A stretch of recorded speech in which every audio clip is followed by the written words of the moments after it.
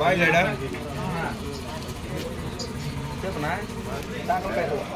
రవి లేడా చెప్పండి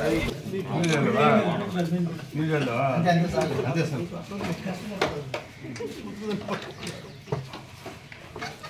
రాకేష్ణ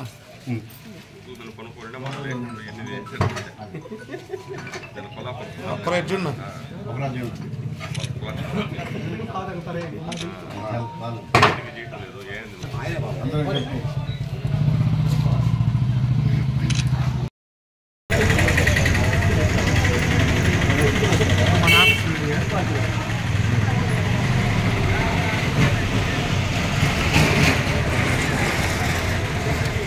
అందరూ కూడా నమస్కారం చేస్తూ అదేవిధంగా తెలుగుదేశం అదేవిధంగా జనసేన పవన్ కళ్యాణ్ చంద్రబాబు నాయుడు కలయిక పార్టీలకు అందరికీ నమస్కారాలు తెలియజేస్తూ ఈ 17వ వార్డులో గతంలో ఏమైతే చేసామో రోడ్స్ కానీ లైట్స్ కానీ ఈరోజు అదే కనిపిస్తూ ఉన్నాయి. ఎక్కడైనా మేము రోడ్ల గురించి మాట్లాడితే మనం సప్తా వేశారు, మనం చెప్పిన లేవు అది లేఅవుట్లకు రోడ్డు వేసుకున్నారు. మేము సప్తా వేయాలంటే వాళ్ళు లేఅవుట్లకు రోడ్డు వేసుకున్నారు. మున్సిపల్ డబ్బులు అనవసరంగా ఖర్చు పెట్టారు. ఎక్కడైతే ఉపయోగపడాలో అక్కడే ఉపయోగపెట్టాలి. కానీ ఏదో నాయకులు చెప్తే ఏదో దుర్దారణం లేదు స్మాటం లెక్కేమంటే అది ఏది మంచి పద్ధతి కాదు. కాబట్టి అలాంటిది మానుకోవాలి.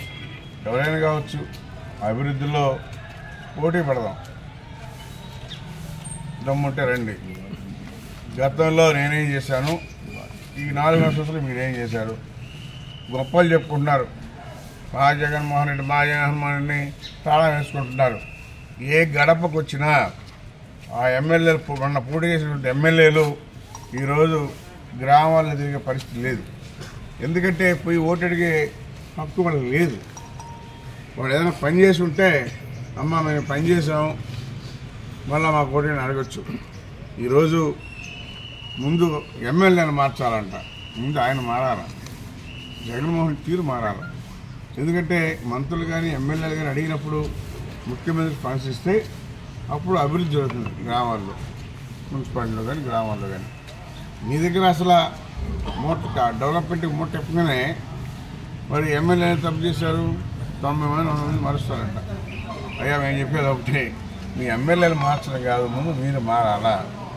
అడిగినటువంటి వాళ్ళకి ఎన్ని కోట్లు మీరు ఏ ఏ నియోజకవర్గానికి ఇచ్చారు, వాళ్ళు ఎందుకు పనిచేయాలి అడగండి. మీరు ఇచ్చుంటే అసలు ఎవరే లేదు, మాట్లాడలేదు. ఒక నిరంకుశ పరిపాలించారు 4 సంవత్సరం. ముఖ్యమంత్రి అయిన తర్వాత కుర్చీలో కూర్చున్న తర్వాత మంత్రులకు కానీ ఎమ్మెల్యేలకు కానీ అపాయింట్మెంట్ లేదు.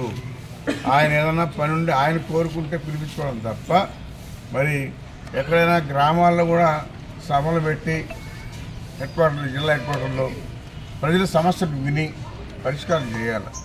మీరు డైరెక్ట్గా చేయలేకపోయినా అధికారులు చెప్పాలి, కనీసం అర్జీలు తీసుకునే పరిస్థితి ఉండాలి. ఈ ప్రభుత్వంలో అర్జీ తీసుకునేవాడు లేదు, పనిచేసేవాడు లేదు. 4 రోజులు చూశారు జనాలు. ఒక అవకాశం అన్నారు, ఆ అవకాశాన్ని ఇచ్చారు, వాడుకున్నావు. ముఖ్యమంత్రి అయిన తర్వాత ఎలాంటి అభివృద్ధి లేదు.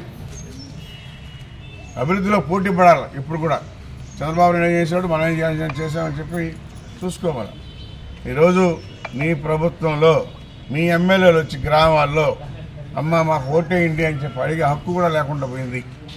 అది నువ్వు చేసిన పనే. అదేమంటే ఎమ్మెల్యేలు మార్చాలంటావు. కాబట్టి రేపు ప్రజలే నిర్ణయిస్తారు.